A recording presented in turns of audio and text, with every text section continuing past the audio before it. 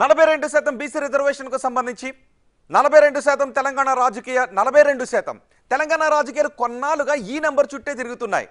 స్థానిక సంస్థల ఎన్నికల్లో బీసీలకు 42% రిజర్వేషన్ కల్పించడానికి వీలుగా కాంగ్రెస్ ప్రభుత్వం పంచాయతీరాజ్ చట్టాన్ని సవరించింది. అసెంబ్లీలో బిల్లు పెట్టి ఆమోదించింది, గవర్నర్కు పంపించింది. అది కేంద్రం దగ్గరకు కూడా చేరిపోయింది. కానీ అక్కడి నుంచి మాత్రం ఆ బిల్లుకు ఆమోదం రావడం లేదు. కొత్త రిజర్వేషన్లు అమల్లోకి రాలేదు. దీంతో ఎలాగైనా సరే బీసీలకు 42% రిజర్వేషన్లు కల్పించడానికి వీలుగా ఆర్డినెన్స్ కూడా తీసుకొచ్చింది తెలంగాణ ప్రభుత్వం. దీనికి సంబంధించిన ముసాయిదా ఆర్డినెన్స్ని న్యాయ సలహా కోసం గవర్నర్ జిష్ణుదేవ్ వర్మ కేంద్ర హోంమంత్రిత్వ శాఖకు పంపించినట్టుగా తెలుస్తోంది. మరోవైపు అసెంబ్లీ ఆమోదించిన బీసీలకు 42% రిజర్వేషన్ల బిల్లు కూడా కేంద్రం దగ్గరే ఉంది. దీనిపై 30 నుంచి 32 అభ్యంతరాలను వ్యక్తం చేస్తూ కేంద్రం తిరిగి రాష్ట్రానికి పంపినట్టుగా తెలుస్తోంది.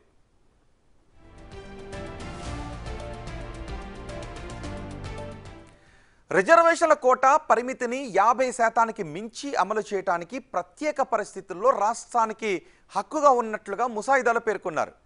దీంతో పిఆర్ చట్టానికి సవరణల వరకే ప్రతిపాదించారా? 50% మించి రిజర్వేషన్ల అమలు జరుగుతుందా? ఈ మేరకు స్థానిక సంస్థల ఎన్నికల నిర్వహణకు ఎంతవరకు అవకాశం ఉందనేదే ఇప్పుడు హాట్ టాపిక్గా మారింది. ఇప్పటికే పార్లమెంటు సమావేశాలు జరుగుతూ ఉండటంతో తెలంగాణలో చేపట్టిన కులగణన, బీసీ రిజర్వేషన్ల పెంపు అంశంపై ఢిల్లీ స్థాయిలో చర్చ జరుగుతోంది. ప్రభుత్వ పరంగా తాము చేపట్టిన చర్యలు, తీసుకున్న నిర్ణయాల గురించి ముఖ్యమంత్రి రేవంత్ రెడ్డి, డిప్యూటీ సీఎం బట్టి విక్రమార్క, కాంగ్రెస్ చీఫ్ మల్లికార్జున ఖర్గే, రాహుల్ గాంధీ, ప్రియాంక గాంధీ సహా కాంగ్రెస్ ఎంపీలందరికీ ప్రజెంటేషన్ ద్వారా వివరించారు. కాంగ్రెస్ నేతలు కూడా ఈ విషయంలో కేంద్రంతో తాడోపేడో తేల్చుకోవడానికి అక్కడే మకాం వేశారు అనే చర్చ కూడా జరుగుతోంది.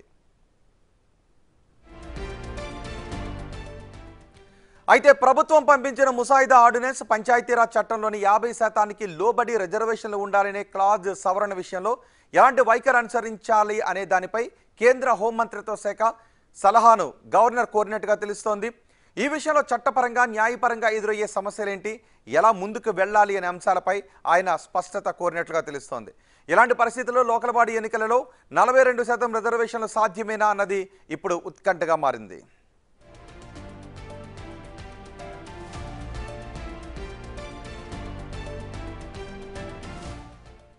ఇదే విషయంపై ఇప్పుడు మనం చర్చించబోతున్నాం. ఈ చర్చలో మనకు అందుబాటులో ఉన్నారు ప్రభుత్వ విప్ ఆది శ్రీనివాస్, అలాగే గంధమల్ల ఆనంద్ గౌడ్, తెలంగాణ బీజేపీ ఓబీసీ మోర్చా అధ్యక్షులు, బీజేపీ నుంచి మనకు అందుబాటులో ఉన్నారు.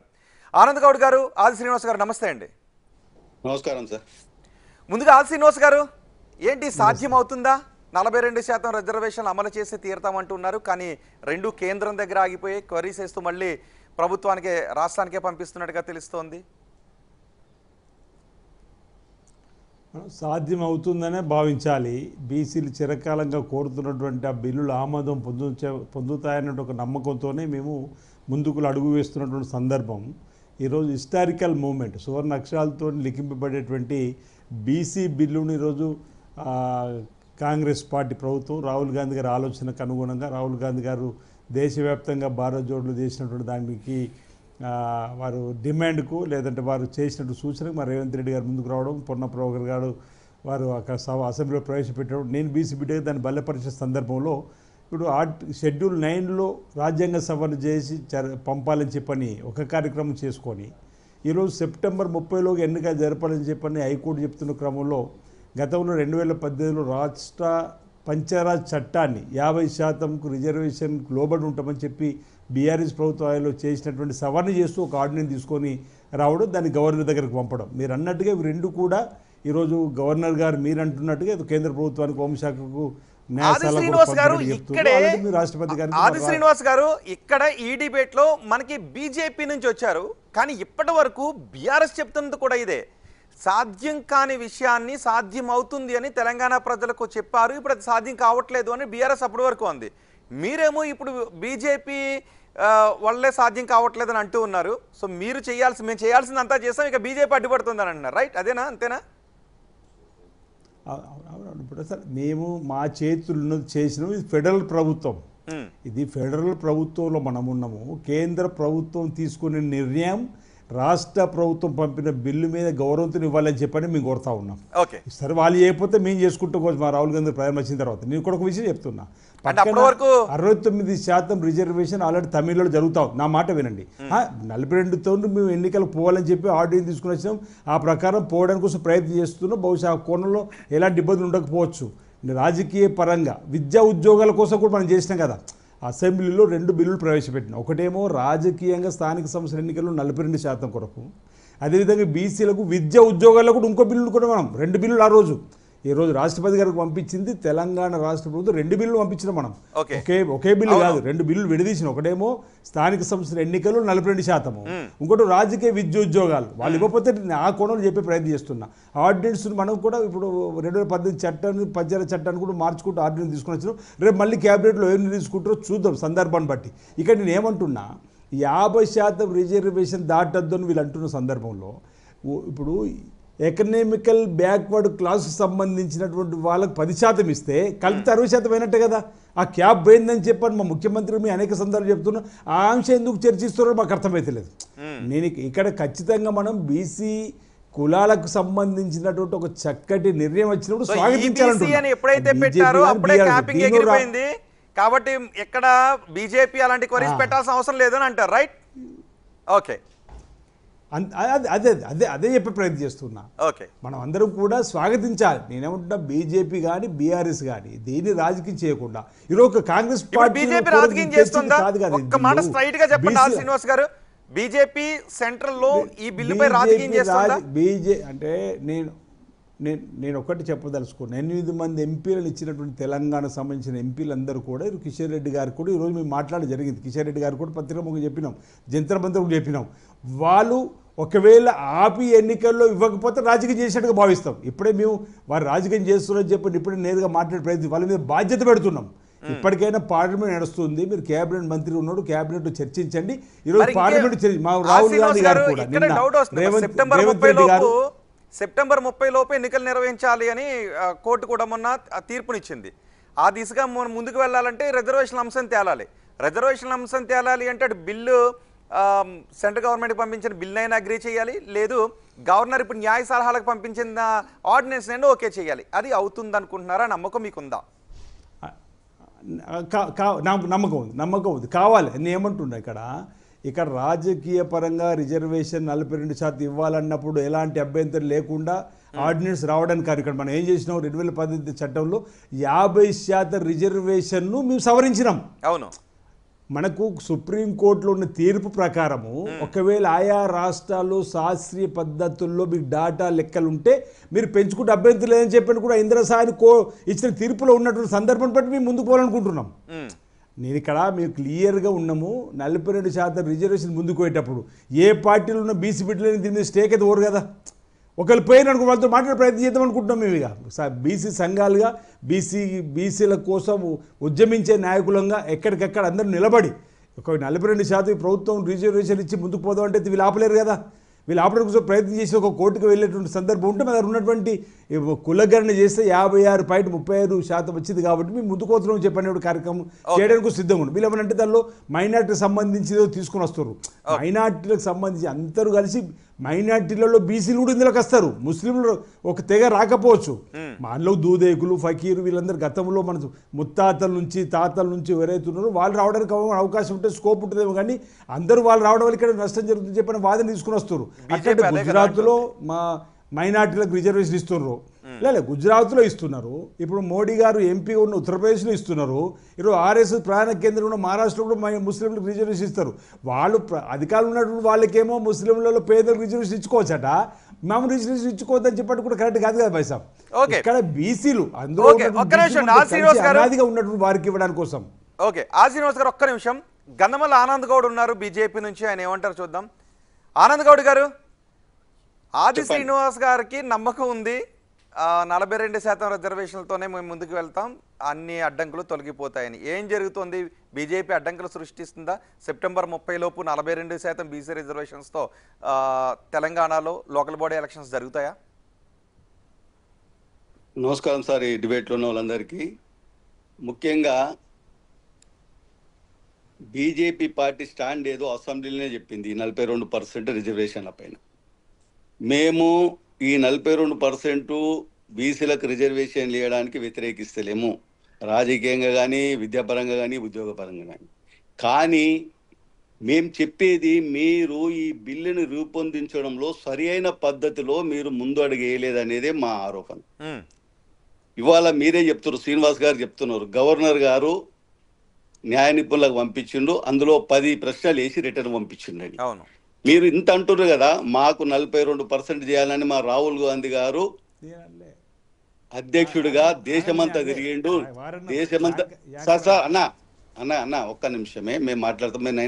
నేను అనలేను, వారన్నారు యాంకర్, నేను అనలేను. లేలే, నేను ఏమంటలేను, యాంకర్ గారు అన్నారు ఆ మాట. నేను 2 విషయాలు నేను డిస్కస్ లో పోను, మా అభ్యంతరాలు మేము ఏం కావాలనుకుంటున్నామో చెప్తా. నేను ఇప్పుడు మీరు రాహుల్ గాంధీ గారు దేశమంతా తిరిగిండు, అంతకుముందు నెహ్రూ గారు గమనించలేదు, ఇందిరాగాంధీ గమనించలేదు, రాజీవ్ గాంధీ గమనించలేదు, పివి నరసింహారావు గమనించలేదు, మన్మోహన్ సింగ్ గారు గమనించలేదు. బీసీలకు మేలు చేయాలి, బీసీలకు ఈ విధంగా వెనుకబడిపోయినారు, వీళ్ళకి రాజకీయంగా, ఉద్యోగపరంగా, విద్యాపరంగా వీళ్ళకి రిజర్వేషన్లు ఇచ్చి వీళ్ళకి పైకి తీసుకురావాలని దేశాన్ని అత్యధికంగా పాలించిన కాంగ్రెస్ పార్టీకి అప్పుడే ఆలోచన రాలేదు.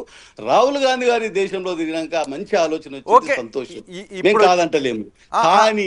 కానీ మీరు కమిషను, మీరు ఇక్కడ సర్వే చేసేటప్పుడు, కులగణన జనగణన చేసేటప్పుడు, కులగణన చేసేటప్పుడు మీరు పాటించిన పద్ధతి కరెక్ట్గా పాటించారు. తమిళనాడులో ఏ విధంగా అయిందో, ఎంత దూరం పక్కకే ఉంది, మనం విదేశాలు పోయి తెలుసుకుంటున్నాం విదేశాలలో ఎట్లా ఏమవుతుంది, ఏ విధంగా మనం డెవలప్ చేయాలని.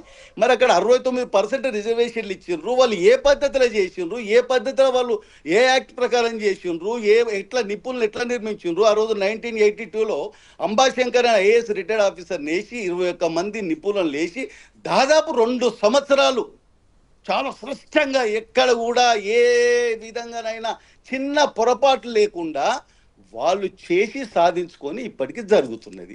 ఇది మన ముంగడుంది, మన పక్క రాష్ట్రంలో ఉన్నది. ఇక్కడ మీరు చేసిన పద్ధతిలో అనేక కుల సంఘాలు అభ్యంతరం చెప్పినాయి. మీరు సరైన పద్ధతితో చేయలేదు, సరైన పద్ధతి చేయలేదు, మొత్తం అన్ని సంఘాలు కూడా అన్న తర్వాత మీరు ఎక్స్టెన్షన్ కూడా చేసిర్రు, మీరు ఆన్లైన్లో చేసుకోమని చెప్పారు. అప్పుడే మీరు చేసిన మొదటి తప్పు బయటకు వచ్చింది. రెండో విషయము, మీరు ఎవరినైతే భూసాని వెంకటేశ్వర్లు వేసిండ్రో దానికి ఏదైనా చట్టబద్ధత ఉన్నదా, ఆయన ఎన్ని రోజులు చేసిండు, ఎన్ని రోజులు చూసిండు, ఇవన్నీ రేపు భవిష్యత్తులో ఈ 42%. కానీ కాంగ్రెస్ నేతలు ఇది మేం చేసిన సర్వే దేశానికే రోల్ మోడల్, ఇది దేశానికే తలమానికమైన సర్వే మేం చేశామని కాంగ్రెస్ నేతలు అంటున్నారు. అరే మీకు తెలియదా, మీరు టీవీలలో మాట్లాడిన కుల సంఘాలు మీటింగ్లు పెట్టి ప్రెస్ క్లబ్లలో మాట్లాడి అన్యాయం చేసిరు, సరైన పద్ధతులు జరగలేదు, అన్ని సంఘాలు చెప్పినాయి కదా. ఇప్పుడంటే విడిపోయినాయి, కొన్ని అక్కడ దిక్కు, కొన్ని ఇక్కడ దిక్కు మాట్లాడుతున్నాయి, కొన్ని కేంద్రాన్ని చేయమంటున్నాయి, కొన్ని రాష్ట్రం కరెక్ట్ చేసింది, కొన్ని రాష్ట్రం కరెక్ట్ చేయలేదు, వీళ్ళు సరైన పద్ధతిలో కమిషన్ వేయలేదు. ఈ 42% అమలు చేయాలి, స్థానిక ఎన్నికలంటే 1952 340 సెక్షన్ భూస్వామి వెంకటేశ్వర్లు వేయాలి, అది వేయలేదు. మీరు ఏదైతే చట్టబద్ధత లేని భూసాని వెంకటేశ్వర లేచి చేసిరు, సరైన పద్ధతులు చేసి అన్ని సంఘాలు చెప్పినాయి కదా. దేశానికి రోల్ మోడల్, దేశానికి రోల్ మోడల్ చేయాలని తమిళనాడు చేయాలి. ఓకే, కులగణన సవ్యంగా జరగలేదు కాబట్టి ఆ క్వరీస్ అన్ని వేసి మళ్ళీ వెనక పంపించాము. దానివల్ల నిజమైన మీకు కింద ఎగ్జాంపుల్ చెప్తాను. ఇప్పుడు శ్రీనివాస గారు ఏమన్నారు, ముస్లింస్ అన్నారు. మీరు ఆలోచించండి, హైదరాబాద్ లో ఓల్డ్ సిటీలో ఇప్పటికే హిందువులు లేరు. పాపం బీసీలు అక్కడ ఎవరైనా ప్రజాప్రతినిధి అవుతారని ఎంతో ఆశతో ఉంటే అక్కడున్న అన్ని సీట్లల్లో ఎంఐఎం క్యాండిడేట్లు గెలిచి బీసీ కోటలో తీసుకొని గెలిచి అక్కడ ఒక్క హిందూ క్యాండిడేట్ గెలి ఉన్నరే, హిందువులు తక్కువ. అందరు ఇప్పటికే వివిధ రూపాల ఎంఐఎం ఆగడాలను తట్టుకోలేక బయటికి వెళ్ళిపోయి మిగిలిన వాళ్ళే కొందరు, ఆ కొందరైనా అక్కడ ప్రజాప్రతినిధులు అయ్యి వాళ్ళకి ధైర్యం ఇస్తేందుకు నిలబడతారేమంటే అది కూడా లేకుండా చేసి మీరు మళ్ళీ ఇప్పుడు ఇక్కడ కూడా ఇదే విధంగా ముస్లింలని ఇక్కడ వరకు ప్రపంచం మన ఇండియాలో ఎప్పుడు బీసీ ముస్లిమ్స్ అని డిక్లేర్ చేసిర్రు. ఇది ఎక్కడి పద్ధతి అండి? బీసీ ముస్లింలు 10% ఏంటి, ఉన్న 15%లా ఈ రాష్ట్రంలో ఎంతమంది ముస్లింస్ ఉన్నారు? ముస్లింలకు ఇస్తుండ్రే. గుజరాత్ లో ముస్లింలు పేదవాళ్ళకి ఇస్తున్నారు. 10% ఎందుకుంటారన్నా? మీకు మీరు 10 అనుకుంటారు. ఎవరన్నారు 10% అని? ఎవరు 10% అన్నారన్న? మీకు 10% అనుకుంటారు.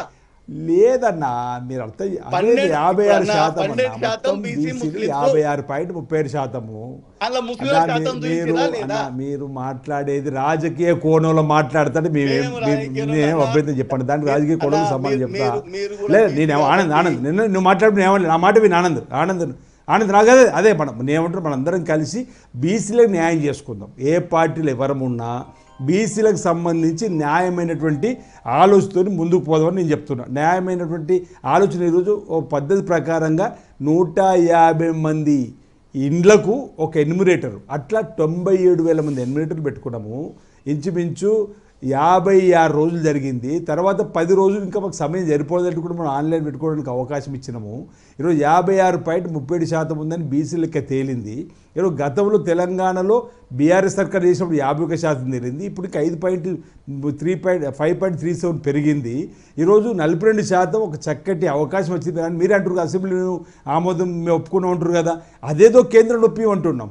మేమేమన్నా అదేదో కేంద్రం నొప్పియండి, షెడ్యూల్ 9లో చేర్చే ప్రయత్నం చేయండి. ఈరోజు సరే రోల్ మోడల్ కాదని మీరు అంటున్నారు. ఈరోజు మేము కాంగ్రెస్ పార్టీ రోల్ మోడల్ అన్న తర్వాత ఈరోజు కేంద్ర ప్రభుత్వం క్యాబినెట్లో కూడా దేశ జనాభా లెక్కలతో ప్రకారము దేశ జనాభా లెక్కలతో పాటు కులగణన కూడా చేస్తామని వచ్చినట్టునే ఈ డిమాండ్కి దిగచ్చినట్టుగా మేము భావిస్తున్నాం. ఈరోజు దేశ జనాభా లెక్కలతో కులగణన చేస్తున్నాం. మేము ఈరోజు తెలంగాణ అది ఆనంద్ తెలంగాణలో ఒకవేళ మీరు తప్పు చేసినాం అనుకుంటే మీరు కులగణన చేసినప్పుడు మీరు తెలంగాణలో దేశ జనాభా లెక్కలు చేసినప్పుడు మీరు కులగణన చేస్తారు కదా. ఈ విధంగా మాట్లాడారు రోహిత్. ఇప్పుడు ఆనంద్ అట్లా మాట్లాడితే నేను ఏం చెప్పలేను. మేము మీరు కేంద్ర బీజేపీ అరే ఒక్క నిమిషం ఆగే బీజేపీ ప్రభుత్వం రేపు కులగణన జనాభా లెక్కలతో పాటు కులగణన కూడా చేస్తామని ముందుకు వచ్చింది. తెలంగాణలో చేస్తారు కదా, ఏం మోడల్ చేస్తారు? వేలేక ఒక 56.7 కంటే పెరుగుతే మంచిదే కదా. ఒక రూపాయి పట్టదు కదా అంటున్నా. ఒక ఆలోచన వచ్చింది కదా, ఒక ఆలోచన వచ్చింది కదా. 56% లెక్క పక్కా తేలింది. మీరు రాండ్రి మీరే కొలుయండి. కాంగ్రెస్ అవును ఆ రోజు పరిపాలన చేసిన సందర్భంలో ఆ రోజు సమస్యలు పరిష్కరించి తీసుకుని వచ్చినాము. ఆ రోజు గూడు గుడ్డ నినాదం తీసుకొచ్చినాము, గరీబీ ఆటో నినాదం తీసుకుని వచ్చినాము, బ్యాంకులను జాతీయకరణ చేసినాం, రాజ్యపాలన రద్దు చేసినాం, పోర్టుబోలు పంపించేసినాం, ఇందిరా మిల్లు కట్టించినాం. ఆ రోజులలో జవహర్లాల్ నెహ్రూ గారు, ఇందిరాగాంధీ గారి అన్ని కార్యక్రమాలు చేసుకుంటూ వచ్చినాం. ఏదో విధంగా మాట్లాడి 70 ఏళ్ళు ఏం చేసినావు అంటే నువ్వు 11 ఏళ్ళు ఏం చేసినావు? 2 కోట్ల ఉద్యోగాలను ఇచ్చిర్రా. ఈరోజు 15 లక్షలు ఆ కోణం మొదటి వేరే విషయం. నీకు బీసీల గురించి లెక్క గురించి మాట్లాడదాం. నువ్వు రాజకీయం మాట్లాడదాం, మీరు రాజకీయం మాట్లాడే ప్రయత్నం చేస్తావు. మీరు బీసీ అంటాం, నేను బీసీ అన్నప్పుడు బీసీలకు న్యాయం చేసే విధంగా మాట్లాడాలి. కానీ మీరేం చేసి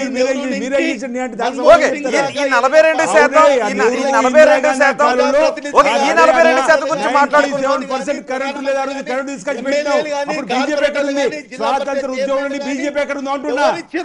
బీజేపీ ఎక్కడ ఉంది?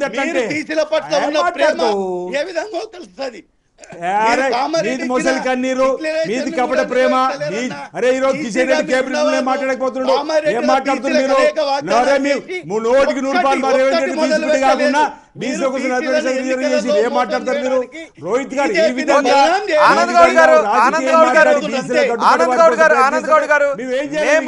ఆయన ఎదురు రాజకీయం మాట్లాడాలనుకుంటే నేనేం చేస్తా? రాజకీయం మాట్లాడతారు. దానికోసం చర్చ పెట్టు. ఈ రాజకీయం కోసం చర్చ పెట్టండి. వేరే గురించి చర్చ వేరు.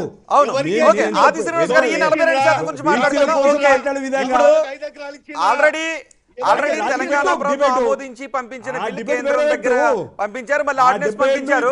ఇప్పుడు దాని ఆది శ్రీనివాస్ గారు ఇప్పుడు కేంద్రం క్వరీస్ వేస్తున్న నేపథ్యంలో ఎందుకు తెలంగాణ ప్రభుత్వం చేపట్టినటువంటి గణన సరిగా లేదు అని అంటూ ఉన్నారు. కాబట్టి అంటే ఇప్పుడు తెలంగాణ ప్రభుత్వం చేపట్టిన సర్వే పైన అనుమానాలు వ్యక్తం చేస్తున్నారు. కాబట్టి ఈ ఆర్డినెన్స్కి ఆమోద ముద్ర పడే అవకాశం ఉంటుందా? ఈ క్వరీస్కి మీరు రిప్లై ఇచ్చినా సాధ్యమయ్యే అవకాశం ఉంటుందా? లేదంటే రేపు కేంద్రం కులగణన జనాభా గణన ఒకేసారి చేసి అప్పుడు మాత్రమే దీనిపై ఏదైనా నిర్ణయం వెలువడబోతుందా? ఈ స్థానిక సంస్థలకి సెప్టెంబర్ 30 లోపు ఏదో ఒక మోక్షం జరిగే అవకాశం ఉంటుందా? నేను ఇంతకుముందు చెప్పిన కదా, ఓ నమ్మకంతో ఉన్నాం, ఓ విశ్వాసం ఉన్నాం. బీసీ బిడ్డగా బీసీలకు న్యాయం జరగాలని కోరుకుంటాం. ఒకవేళ వాళ్ళు కొర్రీలు వేస్తే మా రేవంత్ రెడ్డి గారు మొన్న బీసీ సంఘాలు సన్మానం చేసిన రోజు ఒక మాట అన్నాడు, ఒకవేళ ఇంకా మా చిత్తశుద్ధిని మేము నిరూపించుకున్నాం, కులగణన చేసినాం, 56% పైన తేలింది, 42% రిజర్వేషన్ మేము చట్టసభలో మేము బిల్లు ప్రవేశపెట్టినాం, ఆమోదం చేసినాం, ఆర్డినెన్స్ కూడా తీసుకుని వచ్చినాం. ఇంకా ఈ తెలంగాణ రాష్ట్ర ప్రభుత్వం ఇది చేయాలని చెప్పారంటే అర్ధరాత్రి అయినా నేను క్యాబినెట్ను అసెంబ్లీని ప్రవేశపెట్టి అవి కూడా క్లియర్ చేస్తామన్నారు. అంటే ఒకవేళ వీరేమైనా కొర్రీలు వేసినా వాటికి అనుగుణంగా బీసీలకు సంబంధించి లబ్ధి చేసే కార్యక్రమం ఏదున్నా క్లారిఫై చేయడానికి ప్రభుత్వం సిద్ధంగా ఉందని చెప్పినాం. నేను ఇప్పుడు మీరు చర్చ బీసీల కోసం పెట్టినప్పుడు 70 ఏళ్ళ గురించి చర్చ, ఇప్పుడు 11 ఏళ్ళ చర్చ, అదొకసారి చర్చ పెట్టండి, దాని గురించి మాట్లాడదాం. ఇప్పుడు కేవలం బలహీన వర్గాలకు సంబంధించి 42% రిజర్వేషన్తో 30 లోపల హైకోర్టు ఇచ్చిన తీర్పు ప్రకారం ముందుకు పోవాలని చెప్పిన క్రమంలో ఒక బీసీ బిడ్డగా 42% రాజకీయ రిజర్వేషన్ రావాలని కోరుకుంటున్నా. దానికి కేంద్ర ప్రభుత్వం సహకారం ఉంటే ఇవ్వమని చెప్పండి. మా సహకారం ఇంకేమైనా కావాలంటే కొర్రీలు వేస్తే చేయడానికి సిద్ధంగా ఉన్నాం. ఏదేమైనా 42% రిజర్వేషన్ ఎన్నికలు జరగాలని చెప్పని బలీయంగా కాంగ్రెస్ పార్టీ కోరుకుంటుంది, రేవంత్ రెడ్డి గారు కోరుకుంటూ, బీసీ బిడ్డగా నేను కోరుకుంటున్నా. ఆ కోణంలో కేంద్ర ప్రభుత్వం గవర్నర్ గా పంపించిన తెలంగాణ ప్రభుత్వం చేపట్టిన మీరు అన్నప్పుడు కొర్రీలు వచ్చినా నాకేం తెలుసు, మీరే అంటారు కదా, ఇంకా నాకేం తెలుసు, మీరే అంటారు కదా, నాకు తెలియదు ఇప్పుడు కొర్రీలు వచ్చినా తెలియదు, మీరే అంటారు. అయితే యాంకర్ మీరు అంటున్నారు, వారే యాంకర్ గారు మీరు అంటున్నారు. మా దగ్గర ఉన్న సమాచారం ప్రకారం వచ్చినా యాంకర్ రోహిత్ గారు మీ ఆలోచన ప్రకారం ఒకవేళ కొర్రీలు వేసి వచ్చినా అదేందో క్యాబినెట్ కూర్చి చర్చిస్తుంది కదా. అలాంటి అసెంబ్లీ అవసరం అనుకుంటే అసెంబ్లీ పెట్టి వారికి సంబంధించినటువంటి వివరాలు ఇస్తాం, తప్పే ఉంది. అలాంటి కొర్రీలు వచ్చినా మేము ప్రభుత్వం సిద్ధశుద్ధం ఉందని చెప్తున్నాం చేయడానికి. వారు అడిగినటువంటి ప్రతి ప్రశ్నకు సంబంధించి బట్ డేటాబేస్ ఉంది, శాస్త్రీయ పద్ధతుల్లో మేము చేసినటువంటి కులగణకు సంబంధించినటువంటి లెక్కలు ఉన్నాయి. ఎన్నికలలో ఓట్లు వేస్తే బీజేపీ నాయకులు చేస్తున్న అర్థమవుతుంది. శ్రీనివాస్ గారు, బీజేపీ నాయకులు చెప్తాం ఒకవేళ వాళ్ళు లేలే మీరు నేనేమంటున్నా 150 ఇండ్లకు సంబంధించి ఒక బెండల్ ఆల్రెడీ మండల్ పరిషత్ డెవలప్మెంట్ ఆఫీస్లో ఉంది. పలానా గ్రామంలో, పలానా కాలనీలో, పలానా పట్టణంలో, పలానా వార్డులో, పలానా కార్పొరేట్ స్థాయిలో మాకు డౌట్ ఉందంటే వెళ్తే అక్కడ ఆ 150 మంది ఇళ్ళకి సంబంధించిన చిట్టా ఇప్పుడు కంప్యూటరీకరణ చేసి పెట్టినాం. బెండల్స్ కూడా ఉన్నాయి, ఎక్కడ ఇబ్బంది లేదు. వాళ్ళు శాస్త్రీయ పద్ధతిలో జరగలేదు, పలానా ప్రాంతంలో చెప్పని గిట్ట కొర్రి వేస్తే దానికి సంబంధించినటువంటి సమాచారాన్ని ప్రభుత్వం ఇవ్వడానికి సిద్ధంగా ఉందని చెప్తున్నాను. ఆనంద్ గౌడ్ గారు, కొర్రీస్తో కాలయాపన చేయకుండా మేము శాస్త్రీయంగానే సర్వే చేసాం, 42% బీసీలకు రిజర్వేషన్లు కల్పించాలనే చిత్తశుద్ధితో ముందుకు వెళ్తున్నాం. కొర్రీస్తో కాలయాపన చేయకుండా ఇప్పటికే చాలా కాలయాపన జరిగింది. బీజేపీ సహకరించే అవకాశం ఉందా? రాష్ట్ర బీజేపీ నేతలు సహకరిస్తారా ఈ విషయంలో? మీరు ఒకటి గమనించండి, మేము 42% రిజర్వేషన్ ద్వారా ఈ రాష్ట్రంలో బీసీలకు న్యాయం చేయాలని కోరుకున్న వాళ్ళంటే మొదటి స్థానంలో బీజేపీ ఉంటుంది. ఈ రాష్ట్రంలో బీసీ ముఖ్యమంత్రిని కూడా కావాలి చేస్తామని చెప్పి ఎన్నికల ముందు ప్రకటించిన పార్టీ బీజేపీ. ఇవాళ కూడా మేము మా పార్టీ పరంగా ఉన్న జిల్లాలలో 55% జిల్లా అధ్యక్షులను ఈ స్వతంత్రం వచ్చిన తర్వాత ఉమ్మడి రాష్ట్రంలో అధ్యక్షులు చేసిన చరిత్ర ఏ పార్టీకి లేదు. మా పార్టీ మీరేం చేశారన్నది కాదు, కాంగ్రెస్ ఒక చారిత్రాత్మక నిర్ణయం తీసుకుంది. అది కాదు మీరేం చేశారు పార్టీ పరంగా, ఎంతమందికి ఏం పదవులు ఇచ్చారన్నది విషయం కాదు. ప్రస్తుతం తెలంగాణ ప్రభుత్వం ఒక చారిత్రాత్మక నిర్ణయం తీసుకుంది, 42% రిజర్వేషన్స్తో స్థానిక సంస్థ నిర్వహించాలి అని. దానికి ఇప్పుడు ఒక ఆర్డినెన్స్ ఆల్రెడీ బిల్ చేసి కూడా పంపించారు, అది పెండింగ్లో ఉండటంతో మళ్ళీ ఆర్డినెన్స్ని పంపించారు, ఆర్డినెన్స్ న్యాయ సలహాల కోసం పంపించారు. ఇప్పుడు ఆ న్యాయ సలహాల్లో అనవసరమైన క్వరీస్, కాలయాపన చేసే క్వరీస్ వేయకుండా ఇక్కడ బీసీలకు న్యాయం జరిగే విధంగా మీ నుంచి సహకారం వస్తుందా రాదా? సెప్టెంబర్ 30 లోపు స్థానిక సంస్థల ఎన్నికలు, 42% రిజర్వేషన్స్ జరగడానికి మీ నుంచి పూర్తి సహకారం ఉంటుందా ఉండదా? అది కావాలి. మేము చెప్పేది అదే. మా పాయింట్ ఎవరు అర్థం చేసుకుంటలేరు. మీరు తొందరపడి ఇప్పటిదాకా ఎన్నికలను వాయిదా వేసుకుంటూ వచ్చి కోర్టు తీర్పు ద్వారా తొందరగా ఎన్నికలు కావాలని జడ్జిమెంట్ వచ్చిన తర్వాత దాన్ని నెపం వేరే నెట్టి సరి అయిన పద్ధతిలో జీవోలు ఆర్డినెన్స్లు తీసుకురాకుండా మీరు కేంద్రానికి పంపిస్తే ఇప్పటిదాకా కొరివిలు అన్నాడు. కొరివిలు పెట్టేది బీజేపీ పార్టీ అధ్యక్షుడు కాదు. ఈ దేశంలో చట్టాల ప్రకారము అది వచ్చిందా రాలేదా, ఇంతకుముందు జరిగింది ఏంది, కోర్టు తీర్పులు ఎట్లిచ్చినాయి సుప్రీంకోర్టులు, అయిన రాష్ట్రాల్లో ఎట్లయినాయి, కాని రాష్ట్రాల్లో ఏ విధంగా వెనుక పంపించారు బిల్లు. దీనికన్నా ఒకటే కేంద్రం 9వ షెడ్యూల్లో పెట్టాలి, పార్లమెంట్లో పెట్టాలి, ఆమోదించాలి, పంపించాలి అంటే 9వ షెడ్యూల్లో పెట్టిన దాన్ని కూడా మళ్ళీ మేము దాన్ని సమీక్షిస్తామని సుప్రీంకోర్టు తీర్పున్న విషయాన్ని న్యాయ నిపుణుడు మా పార్టీ అధ్యక్షుడు రామచంద్రరావు గారు ఢిల్లీలో ఓకే, చెప్పారు. ఆ సమీక్ష వరకు వస్తే తర్వాత ఆల్రెడీ తమిళనాడులో 9వ షెడ్యూల్లో ఉంది కాబట్టి మళ్ళీ ఇక్కడ కూడా న్యాయ సమీక్షకు వస్తే సైటేషన్స్ ఉన్నాయి చూపించుకోవడానికి. నాకు ఒక్కడే చెప్పండి, ఆది శ్రీనివాస్ గారికి నమ్మకం ఉంది 42% రిజర్వేషన్స్ అమలుతో బీసీలకు సెప్టెంబర్ 30 లోపు స్థానిక సంస్థల ఎన్నికలు జరుగుతాయనే నమ్మకం ఆయనకు ఉంది, మీకుందా? సార్ నీకు నాకు కాదు, అర్జెంట్ లో ఒక ఫైల్ తీసుకుపోయి ఇంటి పర్మిషన్ కావాలంటే 6 నెలలు జిహెచ్ఎంసీలో టైం తీసుకుంటున్నారు. నువ్వు ఈ రాష్ట్రానికి దేశానికి బీసీలకు సంబంధించిన విషయం నీ ఇష్టం వచ్చిన రీతిలో రూపొందించి ఢిల్లీలో పోయి కాన్ఫరెన్స్లు పెట్టి తెలంగాణలో పెట్టి తెలంగాణ బీసీ సంఘాలకు ప్రతిపక్షాల సభ్యులను పిలిపించి ఈ విధంగా చేసినా ఇందులో ఏమన్నా సూచనలు ఉంటే చేయండి, ఈ సూచనల ప్రకారం మీద ఆగిపోకుండా చేస్తాము. తమిళనాడులో ఈ విధంగా చేసినారు, ఇవన్నీ మేము కూడా ఇదే సేమ్ విధంగా చేసినాము. దీనికి అన్ని విధాల చట్టబద్ధత ఉన్నది, పంపిస్తున్నాము. అప్పుడు కేంద్రం చేస్తలేదు కాబట్టి మనం ఒత్తిడి తీసుకురావాలని చెప్పాలి. నువ్వు రాహుల్ గాంధీ